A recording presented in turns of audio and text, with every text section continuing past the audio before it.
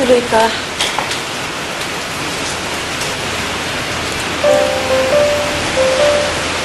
Sige, I'll leave you two alone first.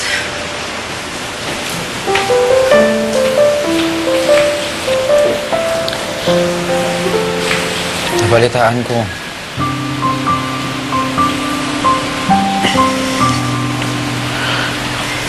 Akala ko ba wala na tayong problema? Ba't di ka man lang tumawag sa akin? Nagte-text ako sa'yo, hindi mo sinasagot. Natatakot ako. Candice, trabaho kong mag-alala. Boyfriend mo ko eh. Alam mo ba kung anong sinabi nung gustong manakit sa amin kagabi? Pahamak daw kami sa amo niya. Dapat daw mawala kaming mga tuwazon sa mundo.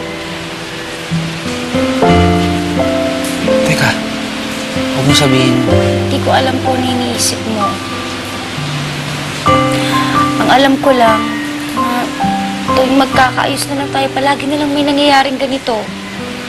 Parang pilit tayong pinaglalayo. Candice naman, huwag mo sabihin. Hindi ba mo naiisip, Paul? Pinaglalayo tayo ng kapalaran.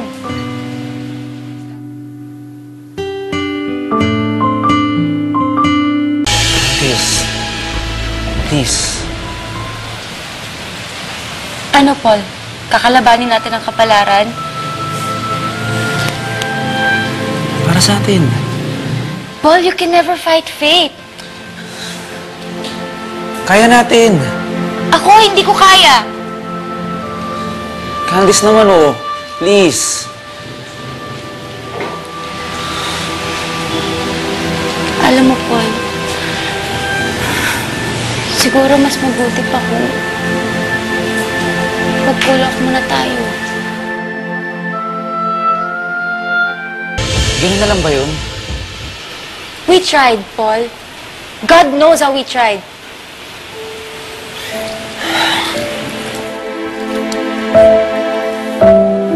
Lalampasan natin to, Candice. Paul, ang dami ko ng problema. Ang dami mo na rin problema. Candice, hindi problema ang tingin ko sa relasyon natin. At alam ko ang ibig sabihin ng cool off. Alam ko na gusto mo talagang sabihin na break na tayo. Paul, hindi ganun yun. Sorry. Paul. Sorry, Candice. Hindi ako papayag na hiwalayan mo ako. Pero desisyon ko to. At desisyon ko rin na hindi kita iiwan. Candice, please. Kahit buong mundo, kakalabanin ko. Tulungan mo lang naman ako. Di ko rin naman kaya gawin mag-isa yun eh, di ba? Ikaw na nga lang yung nag-iisang masayang bagay sa buhay ko. Tapos mawawala ka pa?